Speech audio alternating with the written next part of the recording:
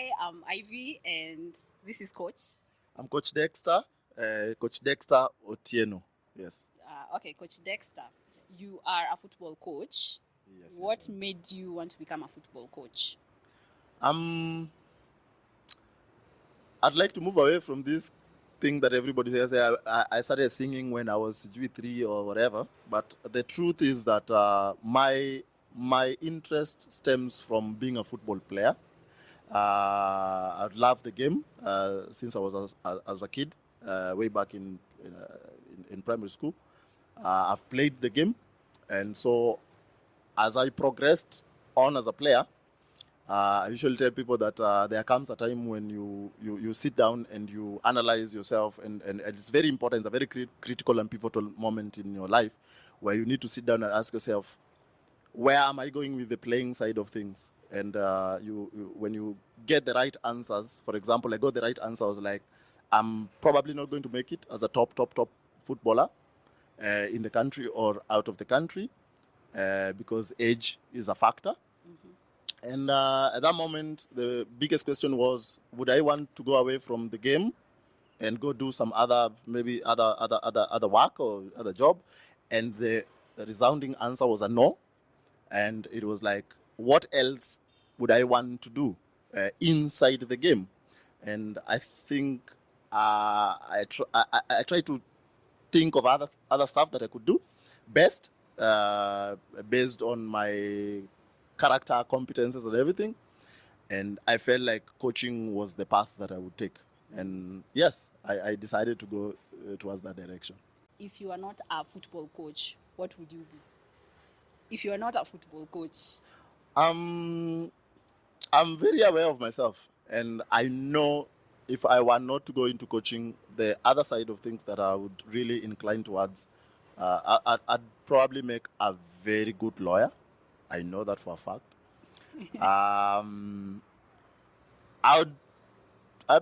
I'd go into politics, honestly, policy and everything.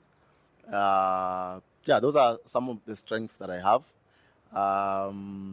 And of course, I'll probably be a manager of a multinational company somewhere. Yeah, but you loved football more. Yeah, and it's important as well to get to understand from a very young age what gives you an advantage. And for me, football would have given me more advantages than any other thing that I would have done in life. I think that I was more aware of myself from a very, very young age. And I knew exactly what I did not want more than what I wanted. So one of the things that I did not want to wake up in the morning at 4 a.m. And go into an office and stay in there for a whole day. That is not something that I would have loved to do. I would love some bit of freedom, and I would love to do something that I'm so passionate about. And football was one of those things that really sparked a lot of curiosity in me. And I knew for a fact that waking up at 4 to go and do football wouldn't feel like a job to me. And until today, I sleep late, I wake up very early in the morning, and I feel like this is something that I continue to do for a very long time.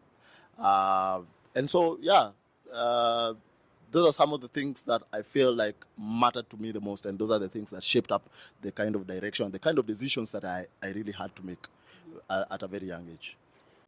You being a coach, coaching young kids and young adults, yes. What challenges do you encounter? If I have to be honest, it is about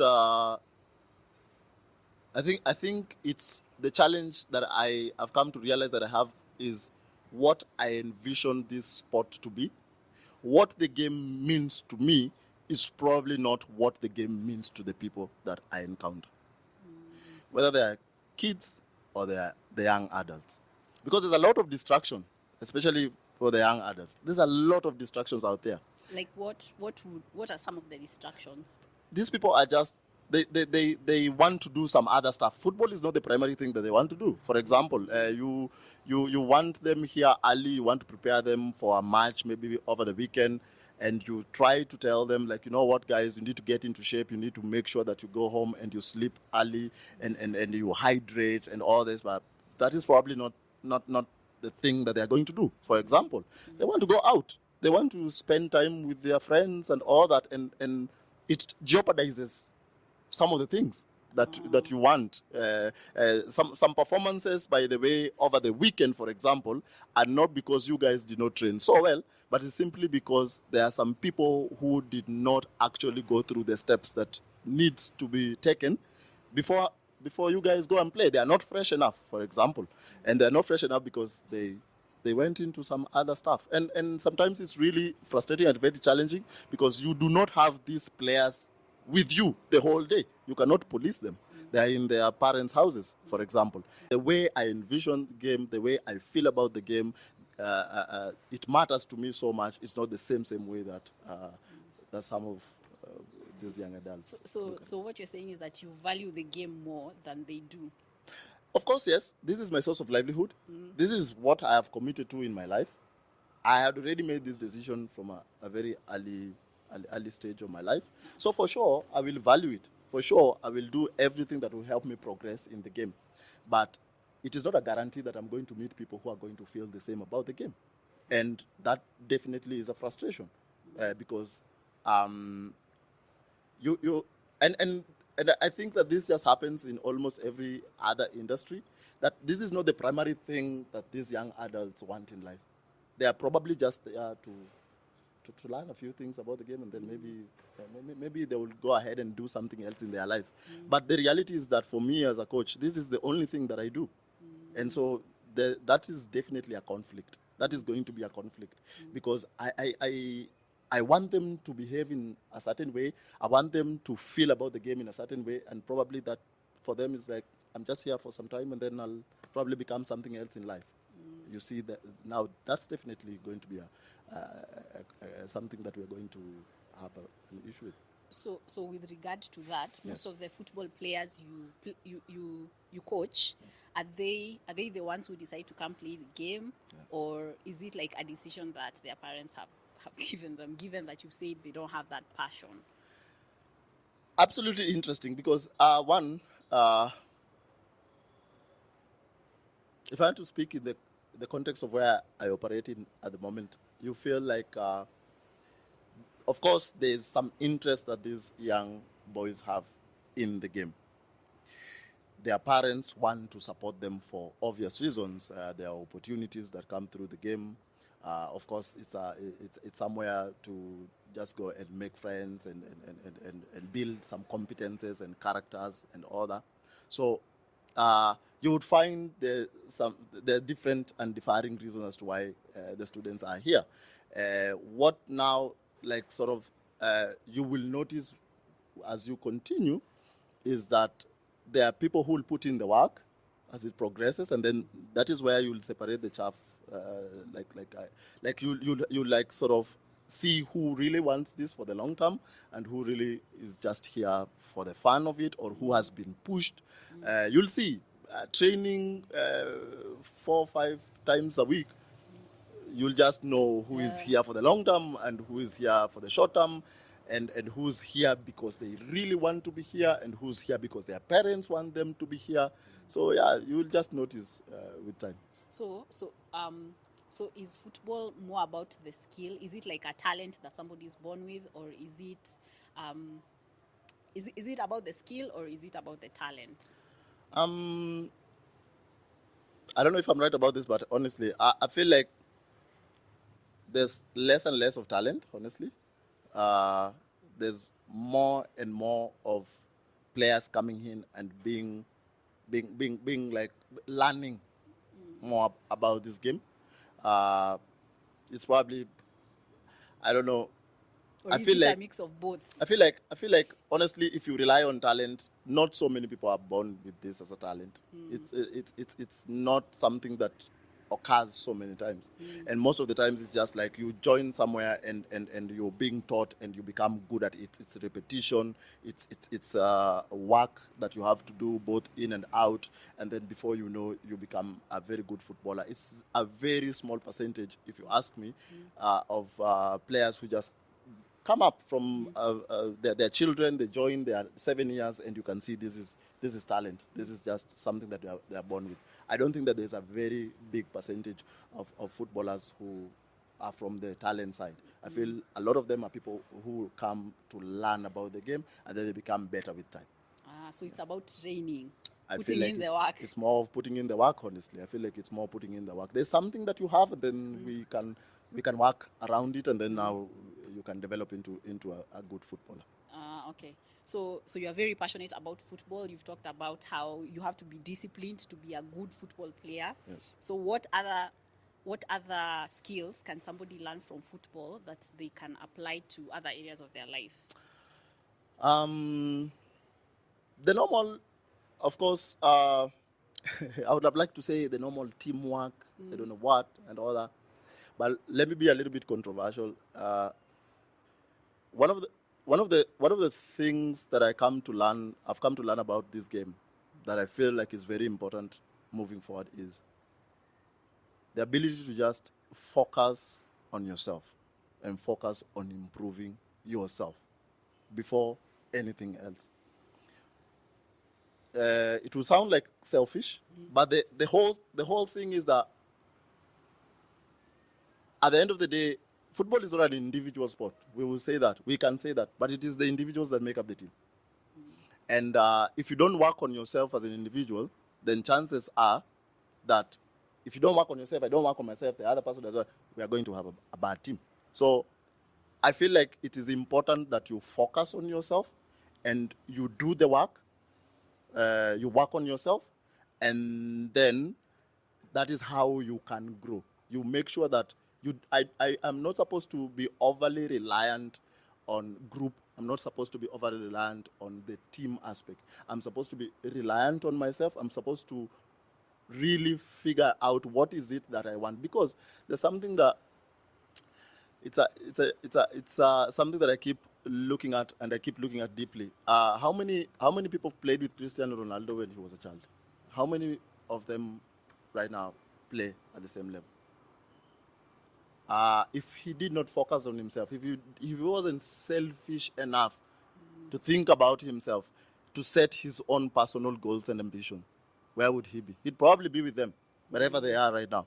But I feel like because he was so focused, he was so intentional, he does his own homework. He does not depend on the training session to become better. He knows that after the training session, if I train with my teammates, then I need to go home and do some extra work on myself so that I can better myself, so I can become better.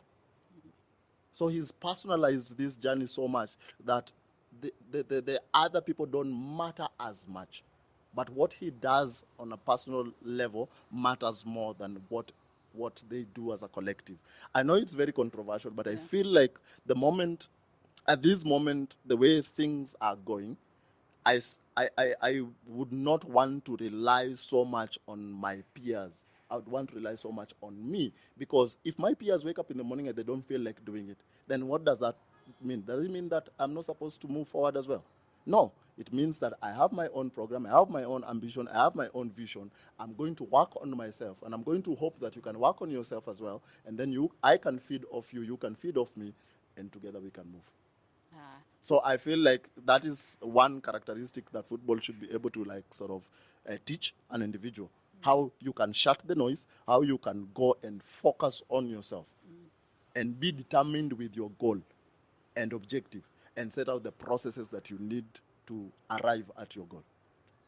So you've talked about focus. Yes. So describe what a focused football player is according to you. A focused football player is someone who, one, is very aware of what they want. They are very aware. And you are not going to like sway them and tell them, you know what, let's go party a little bit here and there. You have a game on Friday, on Saturday. Well, just go out a little bit. And you are so focused and determined on the things that you know yourself better than anybody else. You see, you have goals. You are committed to these goals. You are so relentless. You wake up in the morning, you have a routine, you have the things that you know that I have to do to make me the best player or to make me the best version that I want to become. To a point that I cannot come into your life and start telling you what to do. That is just someone who knows exactly who they are and exactly what, not only what they want. You start from what you do not want. What is it that you do not want to become? Once you answer that question of what I do not want to become, then it's so easy to narrow down on what you want to become and the things that you need to do to become that particular person. And this is someone who has they have set out some goals. They set out some of the things and objectives that they want to achieve, whether it's in a week, whether it's in a month, whether it is in the first quarter of the year, whether it is in the half of the year, the full year, in the next 2 years. Who do they want to become? You can imagine if you are really detailed to that level. Is it possible for someone to like distract you? It's practically impossible for somebody else to bring in their baggage inside. It will, and most of the time you realize that these are people who are very isolated. These are people who are always by themselves, because it's very difficult to be focused in a group unless you identify a tribe. It's very difficult to like remain focused in a group. These are people who most of the time move alone. Yes. That's interesting.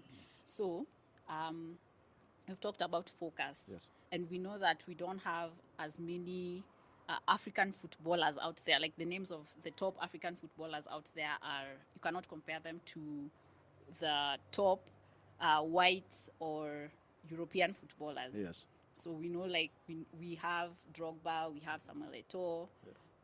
What do you think is holding African football players back? One, I would say that it's just about a matter of opportunities. Honestly, I think that we are multi-talented. We are the most talented pool of people that is available in the world. Honestly, but the resources are very limited. We all know that if you want to become one of the top, probably top 100 footballers in the world right now, chances are you'll have to go and play in Europe. You'll have to go and play in Europe because the infrastructure is there. They have invested in the game. And that is where you can be seen. That is where all the top agents are. That is where, like, every other advantage that you would want to become who you want to become is there. We can trace this back to colonialism and everything, but that's maybe not something that we want to go into. So unless we fast track and make sure that the African content has the requisite resources that are needed, and we have the right focus towards improving on those sides of things, improving the game, improving the infrastructure, bring in the money that is required in the game. We just have to make sure that we have proper governance in terms of football management and all that. We have to love this game more than we love ourselves. We have to put in the right people who can make sure that in this continent, football is appreciated. In this continent, resources is mobilized to make to put it into this particular sport. Because I feel like there's no bigger sport in this continent more than football. I honestly believe it in the world. Football is the world sport. And we need to make sure that the people who are at the helm of this game from a continental level are people who first love this game, and are people who want to improve this game. And there are people who can make sure that we draw resources to this game to a point where you don't need an African player to have to go to Europe or to have to go anywhere else for them to become better. That they can train here in Africa, they can play in the top leagues in Africa, They can have the best pitches in Africa. We can have we can have the best scouts here in Africa. All the best things that are required for us to make it as top footballers are here in this continent.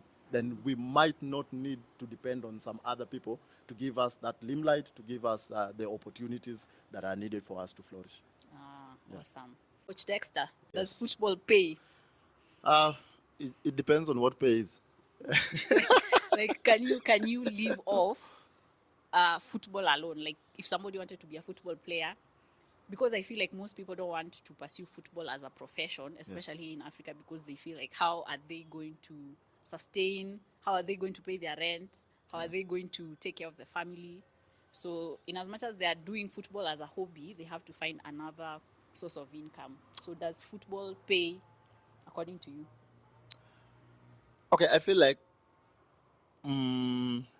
I said before, there's not enough that has been done to make sure that this sport can really meet its end of the bargain in terms of employment, for example.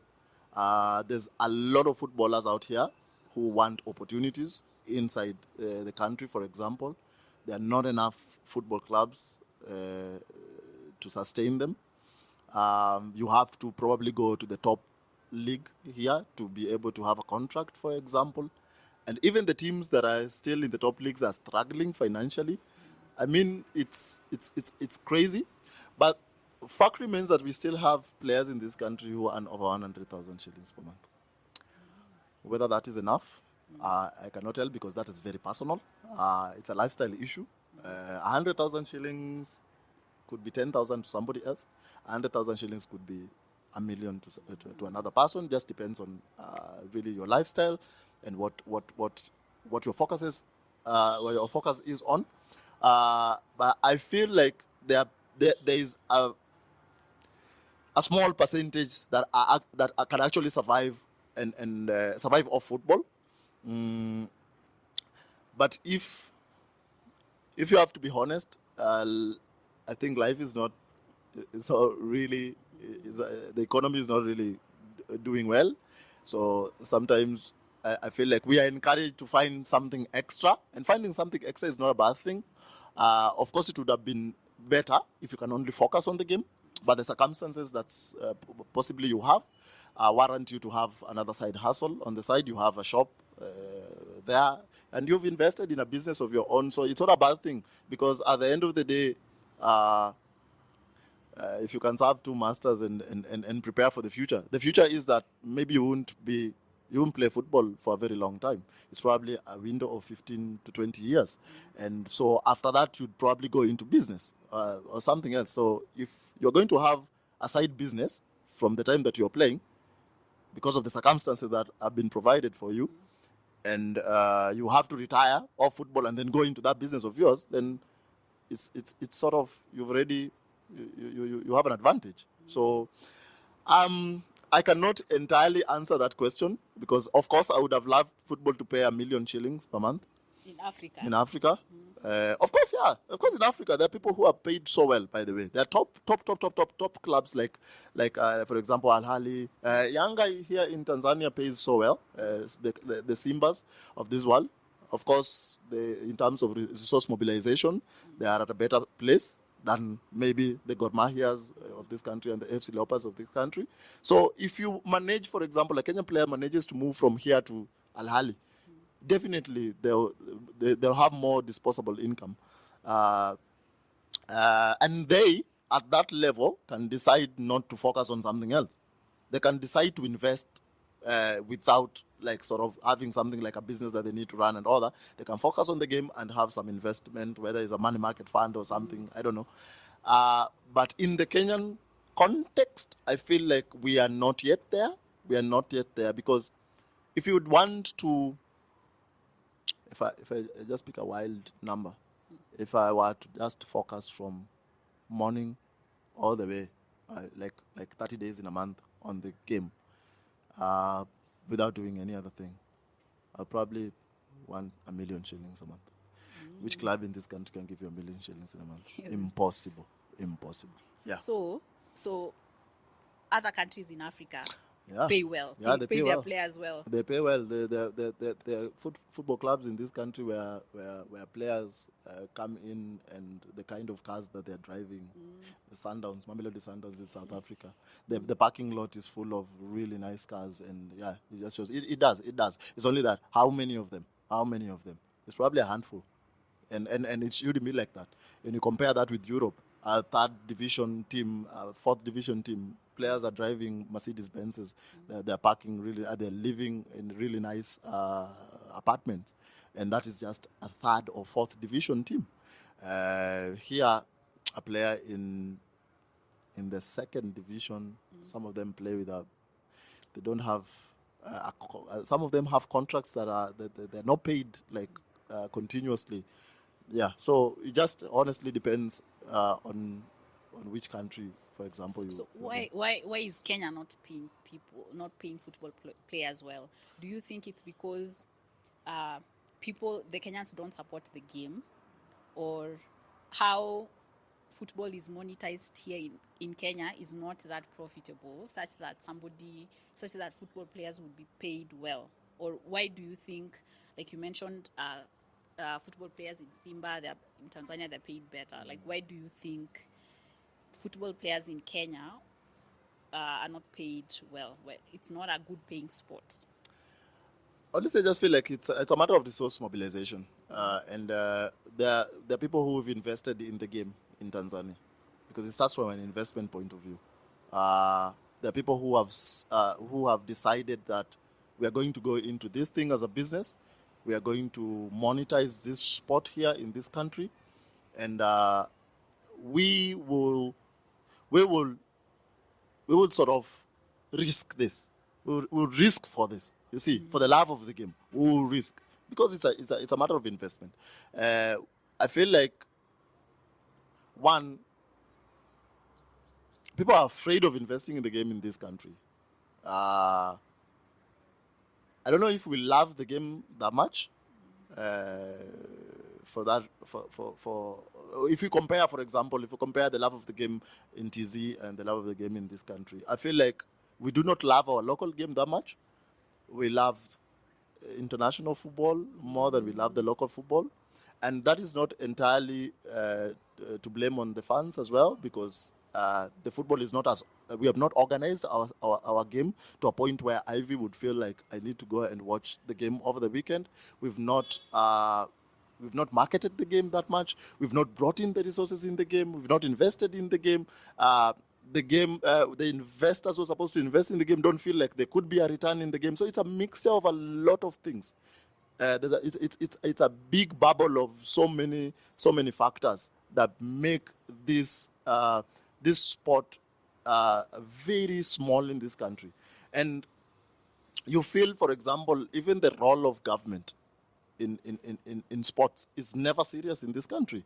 I mean that sometimes the environment needs to be created by government. If you're intentional with making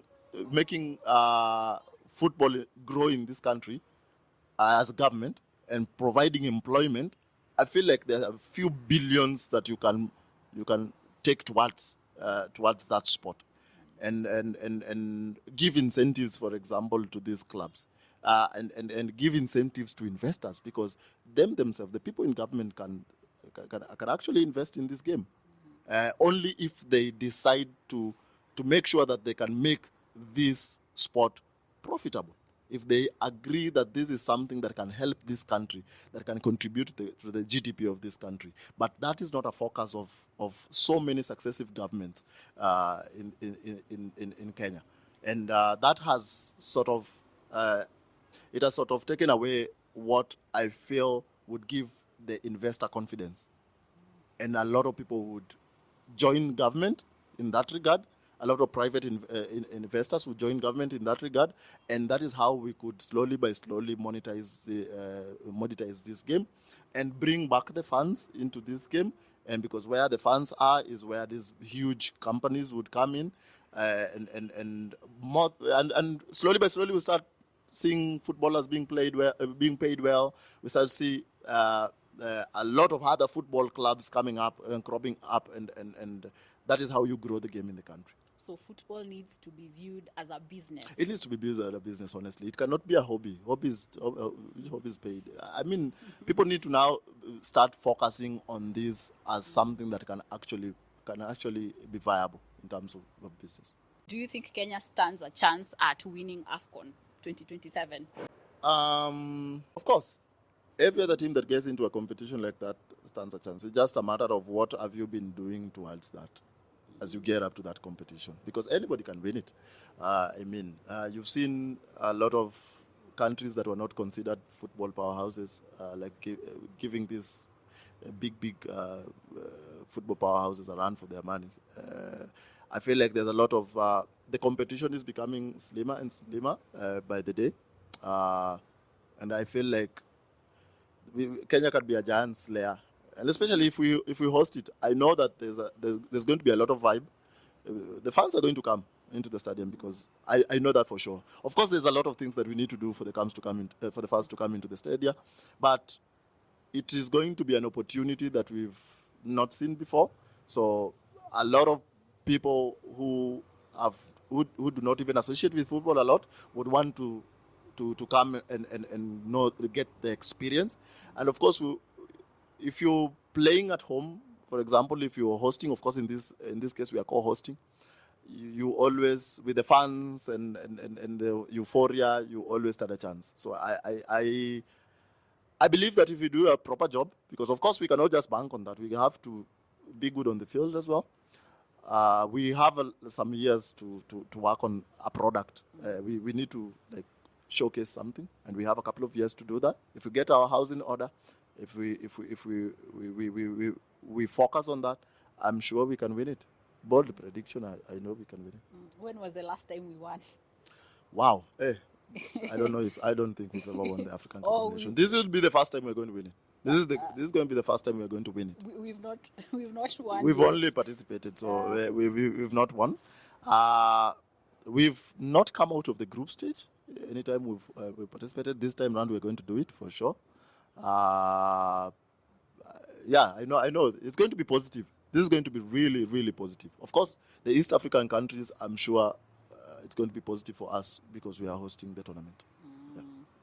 What advice would you give somebody who is 10 years old, 7 years old, who wants to be a professional football player in Africa? An African child who wants to be a professional football player. What would you tell them? I said the more chances than not, they don't even know if they want to become that, because they're too young to get to understand.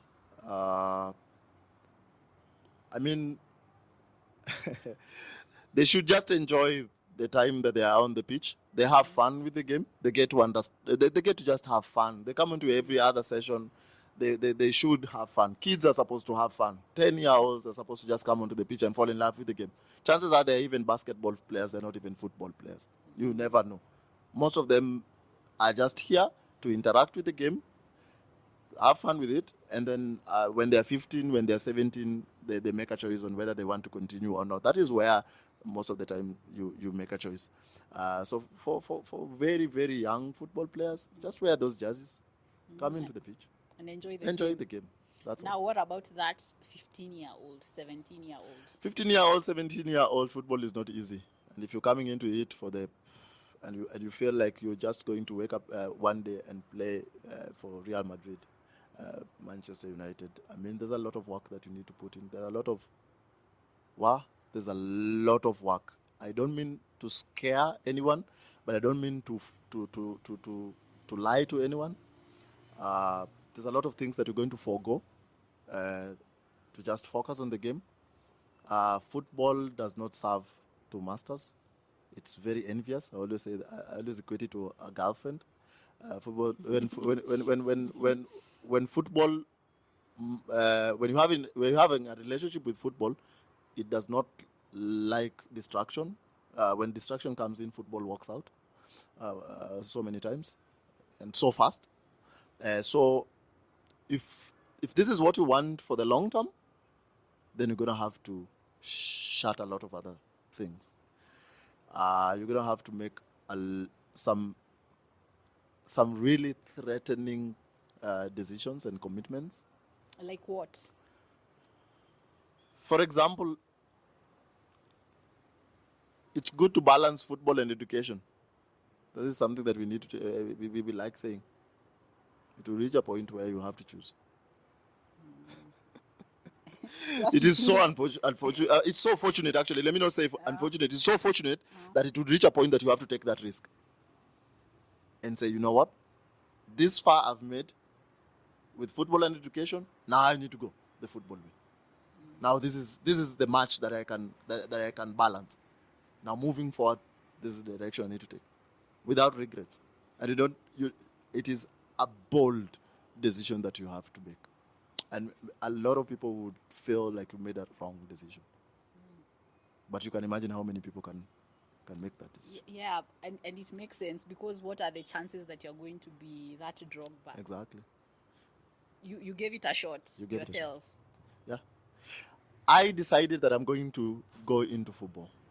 Today, I pay my bills, courtesy of the game.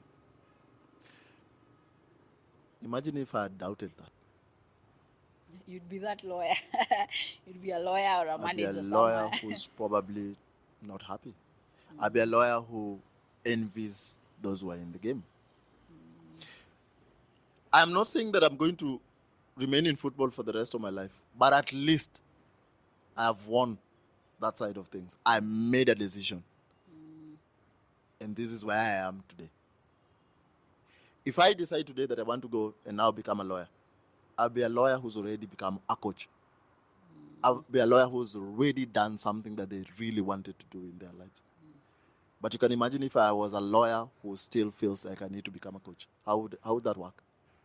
Regrets. It's impossible. It's impossible to now leave law and say, now I want to go into coaching. But I can leave football right now and say, now I can do that other thing that I wanted to do. This was the primary thing that I wanted to do. And I really feel accomplished right now. I've already done it. I'm paying my bills off football. That is one of the things that I really wanted to do in life. So, but I needed to take that risk. I needed to take that risk of not going to college or university. I needed to study football. This is something that I can comfortably sit here and say that I have studied the game. If you come here and say you're a lawyer, say I'm a football coach, proudly, and you can't look down on me. I mean, I'm a master of my own field. You're a master of your own field. And I mean that one of the things that I keep on saying is that we need to make sure that we are so proud of this game, and we are so invested in this game, and this game gives us so much to a point that we don't feel inferior. Because football is not a blue-collar job. It's not a white-collar job. Football is a red-collar job. That's what I call it. What do you mean by red that is collar? Weird. That's weird. Football is very volatile. Especially the coaching side of things. It's very volatile.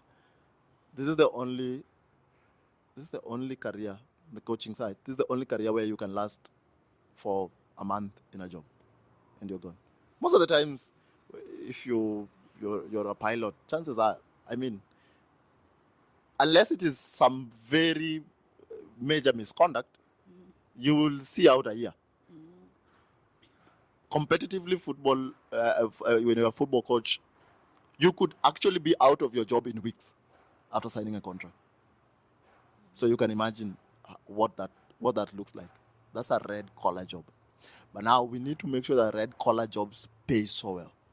We need to arrive at a space where if I go and sit with my member of parliament, for example, in a hotel in Radisson or somewhere, they feel like I am, if not the equal, I am at a better level than them. Because my member of parliament can only be dismissed after 5 years. I, as a coach, I can be dismissed in 1 week. You need to pay me so well. You need to pay me better than this guy. The kind of work that a football coach does, this job is crazy. People don't believe it, but this job is crazy. We get older so fast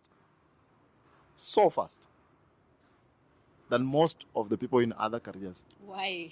The amount of mental energy that this game requires, until you've been in the game, you will never know. Coach Dexter here, Sometimes you go home and you don't even want to speak to anyone. At this level, I want you to imagine for a moment Pep Guardiola. I want you to imagine for a moment Jose Mourinho and the rest are at the top. How does that feel for them? These people don't get to even see their families. They don't. Can you imagine that kind of sacrifice? There's a lot of pressure. There is a lot of pressure. Weekend in, Pressure weekend to deliver. out. I want you to imagine for a moment, Ivy, right now. I'm at Manchester City. I just lost a game over the weekend. I have a midweek fixture that I need to play. There is a very high potential for me to lose that game again. 2 losses at the top level. You have 1 foot inside, 1 foot is outside. The third game, chances are you're being booted out. How much of pressure is that? How many fans globally watch that one football game? How much of investment is inside that game? If you think about it, those people are supposed to be paid so much. But in the Kenyan context as well, I feel like we need to arrive at that level. I hope that one day we can arrive at that level. Tell us about a time where football broke you into pieces and then it now built you. Woo! I feel like I've been broken so many times.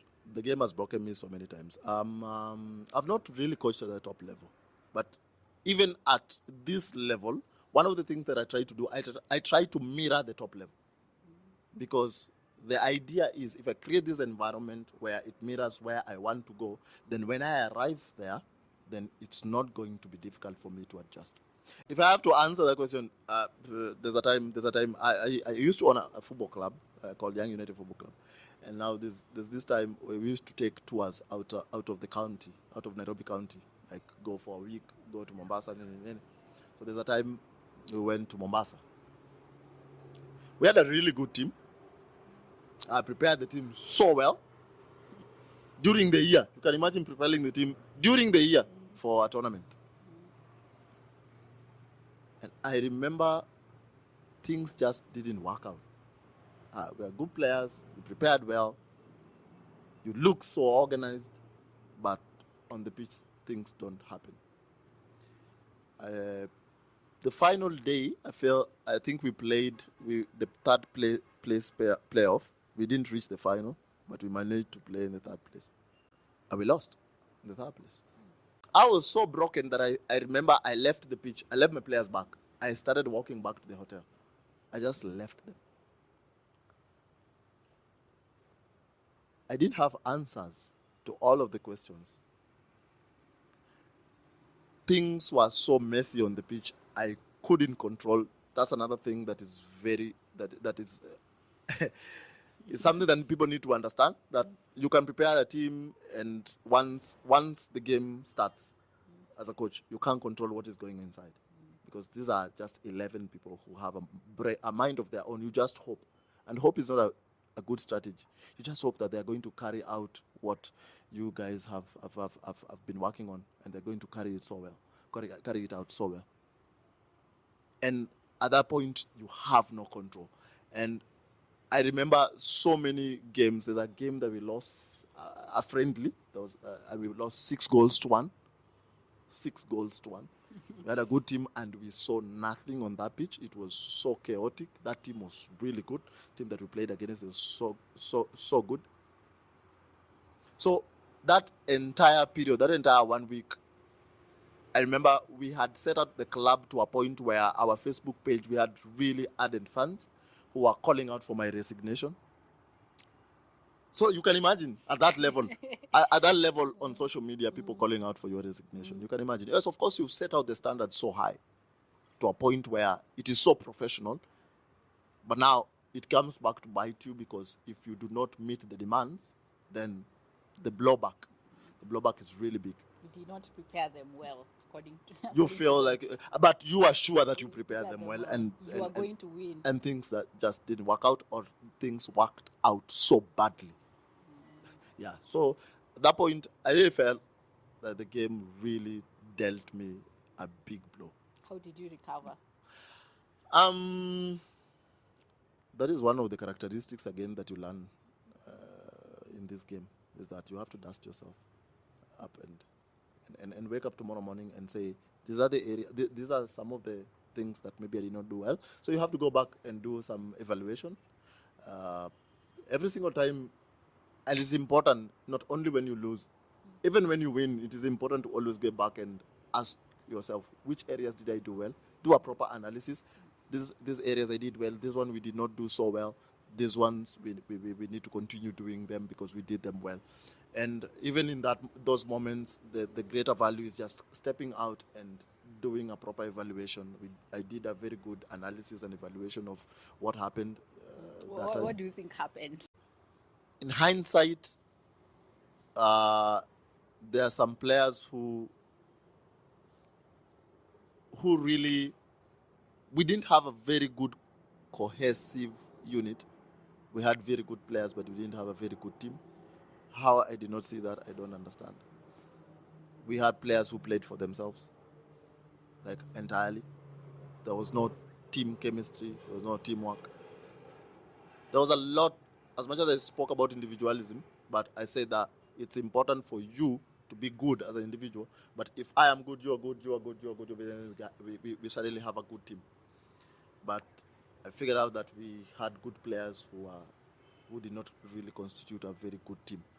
And there are some egos in the team at that moment. Some players who felt like, oh, they're good, they're better than others and all that. Yeah, and it's almost impossible to get a good result with an environment that looks like that. Yes, of course, we did something about that. And the following year, we went to Budalangi is in what? Western. We went to Budalangi. We won the tournament. We won the tournament because, yes, of course, the analysis and the evaluations that we did. So we prepared better in that regard. And this time around, we had a good team, very good players, great individuals, and players who could play for each other and just make the team proud. And we did well. We won the tournament. Yeah. So yeah, I stepped back and I made some amends. Oh, Coach Dexter, Yes. if you got like $1 million today, Yes. maybe somebody rewarded you $1 million today. Now, right now. Yeah, like right now. Now I have $1 maybe million. Like you've done a good job. Yes. Here's $1 million. Yes. What would you do with it? I'll put it straight into a money market fund right now. It won't last for 20 minutes. It cannot. In fact, if they were to give me that money, they would not put it in a bank. They would probably just take it straight to one of the farms that has a money market fund. As you think about what you'll be doing with it. Yes, I think, because at the end of the day, I feel like, do I really, if now we go, like, start thinking deeply about about money. You know, there was one time I went to open a CDS account, and I met an old mama. And I don't know what we started talking about, but we started chatting. And then she was like, hey, my son, you know what? If I knew about this thing like a couple of years ago, I wouldn't have even built those gorofas. I would have put all my money in these bonds. Because I would have money, I would have income, and I don't need to constantly knock on the doors of tenants and asking them for rent. I don't need to sort of do repairs. I don't need to pay land rates. I don't need to, because I feel like I made a bad financial decision. Right now, I would honestly, if it's possible, I would sell off all my property and just put this money into these bonds. So my question is, do we really need to buy property? Do we really need to have businesses? Do we really need to put in capital in all these things? Or we can just invest and sit down and earn dividends and earn. I don't know. You're investment expert, by the way, because these are questions. These are questions that we are having. So my view would be, yes, in as much as you're going to invest in money market funds, you're going to put your money in bonds. Yes. You see, they are very low risk. The returns there are smaller. So unless you put in 1 million, 2 million, 3 million, you can go for those if you are a low risk investor and you probably have another source of income and you don't know what to do with your income currently. Okay. instead of you going to buy a car. Yes, yes. But the rush to go buy a plot of land and you expect money immediately is not a wise decision, because you selling that land will take time. So it depends. If you want instant cash, instant returns, then go for bonds, go for treasury bills, go for money market funds.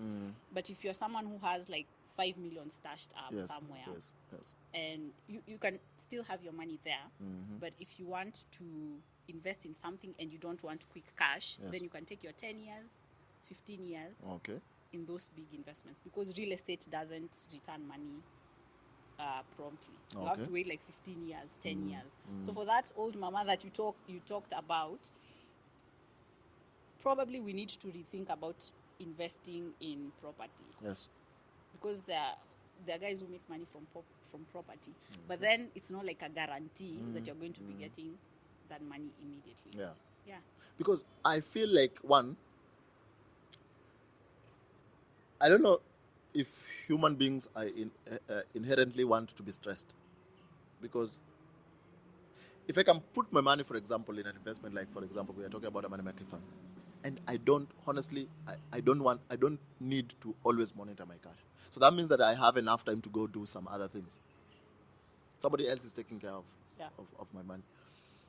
Then I constantly ask myself, why do I need this mad rush of always looking at books of accounts, always like following up on employees, naibiwa, sijui nini, waking up in the morning, sijui the government, sijui kuna maandamano, sasa biashara yangu imefungwa.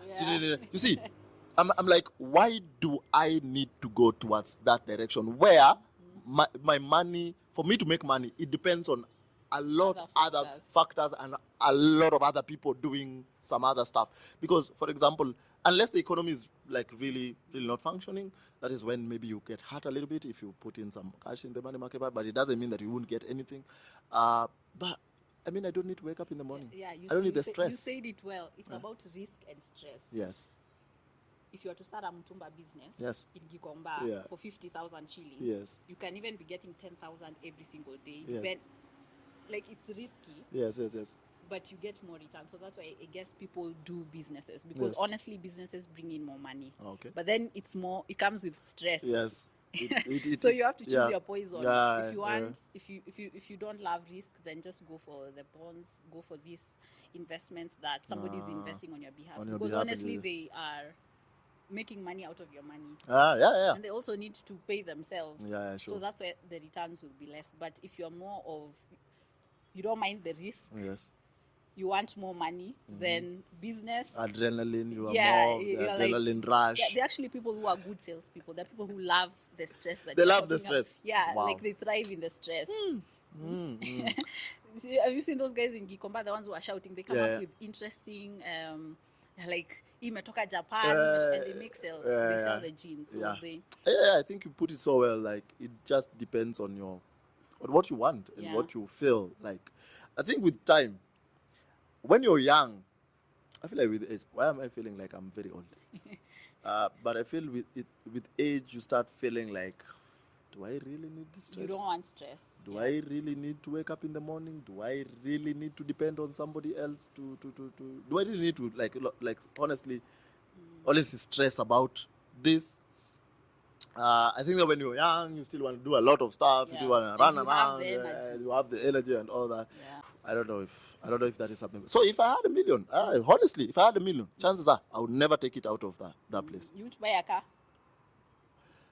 I mean, it's not like I cannot buy a car, but why am I buying a car? Because you have to have a reason as to why you do everything that you want to do. Like, for example, right now, I really feel like I need a car. You know why I need a car? I need a car because I feel like this job that I'm doing right now is so about hopping and going. For example, I have individual training, 2, 3 in a day. Ubering and then sometimes it does not work for me. It's different locations. I have to have my training equipment, carrying them. For that reason, I might want a car, and it just again is which kind of car. So,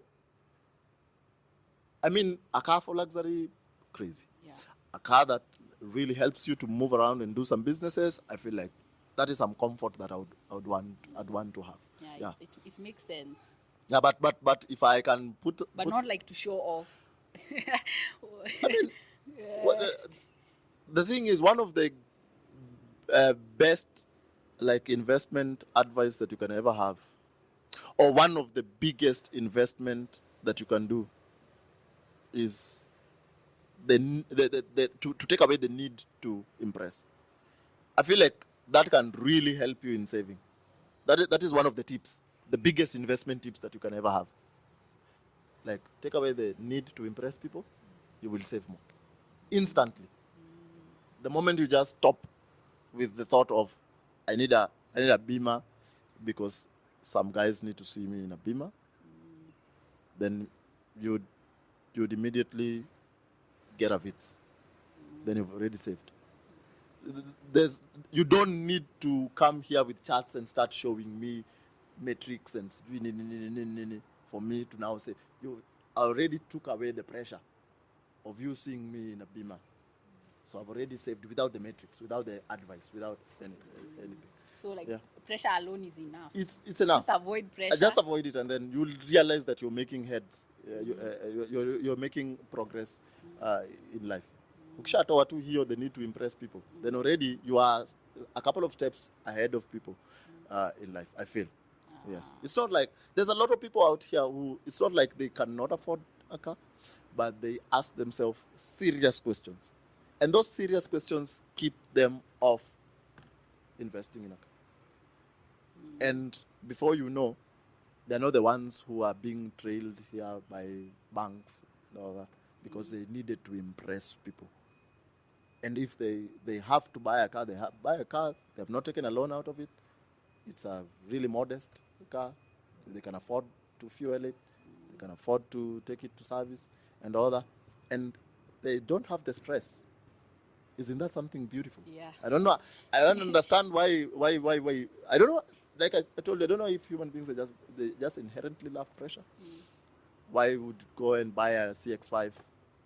No. But you take a loan to buy a CX-5. I mean, honestly, then you still need to fuel it. You need to buy insurance. You need to. And then now every single month, honestly, you need to pay off a loan, a car loan. Honestly, wow, that is beautiful. Yeah, because now what if you lose your job and you have a car loan? Then what happens?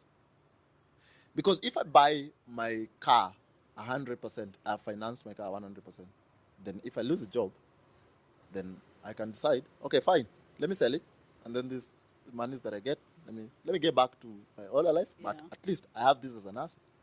But I've lost my job.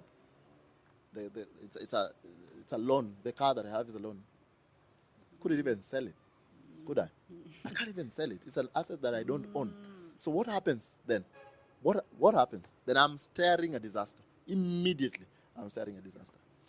Just delayed gratification. Just do your homework. Just relax. All these cars that are running around here, then there's no point. I don't feel like there's a point in time where you wouldn't go to a car yard and get a car. But at least let it be the best moment in your life where you don't need to have it and then endure a lengthy period of stress. Yeah. You just delay. You get the best. You get the best car. Eventually. But under very good circumstances, I feel. Talk about the coaching services that you offer. Okay, so besides being an employee of a football organization, on the sides, what I do is that I have football private sessions. These are just like the way you can have private tuition in school. So these are for football players who want to like sort of improve on some aspects of their game, and you can come privately simply because even when we do group training sessions, the focus really is on the group. There are a lot of people, but this one now is just drawing you away from the group and just working with you with your this particular weakness and trying to like sort of work on it and have some longer period of time to try to help you improve on these aspects. Yeah. So what are the age groups? Honestly, it's just even if you are a beginner, even for small little kids, I mean, yeah, you could just still uh, assist them to fall in love with the game, and it's just about knowledge. Uh, are you knowledgeable enough to deal with kids? A 7-year-old, what are some of these things that you need to do to make them fall in love with the game? So if you call me in for a 7-year-old, an 8-year-old, a 9-year-old, definitely I'll have to have like a session plan, or I have to now reprogram for that particular age group, just to try to help them with that particular thing that they need at this particular moment in time, if they are young. Yeah. So how can people get in touch with you? Of course, on social media. Yeah, on social media, your phone number. Yeah, on social media, I have a Facebook page, Coach Dexter Otieno on Facebook. I saw it's very active. On Facebook? Yeah. You saw it? Yeah. I don't do so much actually there, but Coach Dexter Otieno on Facebook, Coach Dexter Otieno on TikTok. I actually was forced to go into TikTok, but I think it was a good thing. Coach Dexter Otieno on Instagram as well. You can email me, coachdexterotieno@gmail.com. You can call 0743-863-655. That is the coaching side. That is the number that I use if you want to make inquiries and all that. Yeah. Awesome. Yeah. But I honestly, I do even for adults. Yeah. As long as you have interest in the game and you want some individual private coaching sessions, just contact me. We will know what to do. Of course, I will ask a few questions, and if you're good to go, we will organize a session for you, and even online, actually. Oh, you can do online football. Yeah, coaching. actually, I can do online football. You know how this goes is that, for example, I view somewhere in Netherlands and you play in some division there, and you'd want someone who could analyze your game and sort of give you feedback and show you some of the things that you need to do to get better. Yeah, it's very easy. You just, if you have some clips of your games, you just sort of send them to me. I'll be able to look at the entirety of those particular clips. I'll be able to see some of the things that constantly reoccur, and those are the things that maybe we can work on. I can actually send you some exercises that you can do on the side, or generally I can just tell you what you need to do even in the next training session for you to tackle that particular situation that you find yourself in. So even with that, I still do that. Yes.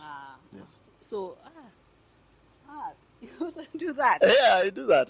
Yeah, so if you have some cousins somewhere who in the Netherlands, USA and all that. Yeah, actually, it's a virtual program. We just started it. And it's nice. It's nice because the value can extend the boundaries. The value that you provide can extend. It must not be limited to one-on-one.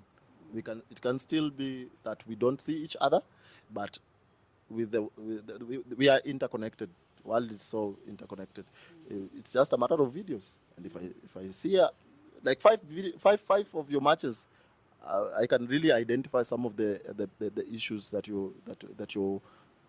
are limiting you in the game, and we can talk around them, and then now maybe I can give you some advice in terms of some of the things that you need to do in training sessions.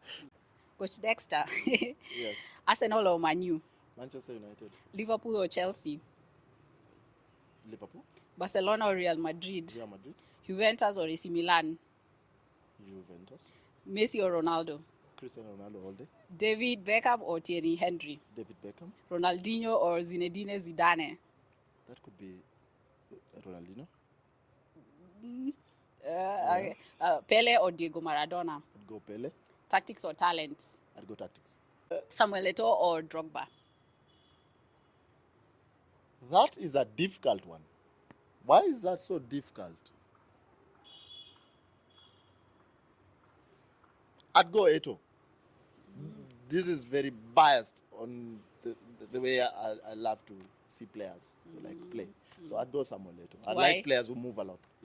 So Etoo used to like move a lot. I feel like Drogba was someone who's stuck in the box. Reserved. And stuck on the box, bring the ball, shield. But Etoo was someone who could play even in the wings. You could literally play anywhere. So I take. It's very versatile. I take Samuel Etoo.